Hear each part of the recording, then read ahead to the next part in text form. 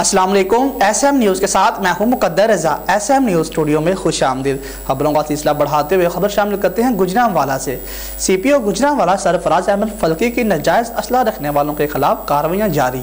इस हवाले से मज़ीद तफसीलात बता रहे हैं SM न्यूज़ के नुमाइंदे वकार अहमद। जी वकार, बताइएगा क्या तफसीलात हैं आपके पास? जी बिल्कुल, CPO गुजरांवाला सरफराज अहमद फल्की की नाजायज़ असला रखने वालों के खिलाफ जारी मुहिम के दौरान DSP वजीराबाद राना मोहम्मद इस्लाम की निगरानी में गखड़ मंडी पुलिस SHO मनशा गुम्मन हमरा नफरी ने 2 मुलजमान से नाजायज़ असला पिस्टल 30 बोर बमा गोलियां बरामद किए हैं।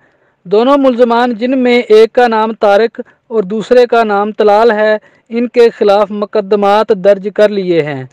DSP राना मोहम्मद इस्लाम ने SHO मनशा गुम्मन समेत पुलिस टीम को शाबाश भी दी। जी बहुत शुक्रिया वकार, तफसीलात से आगाह करने के लिए। मज़ीद खबरों के लिए देखते रहिए SM न्यूज़।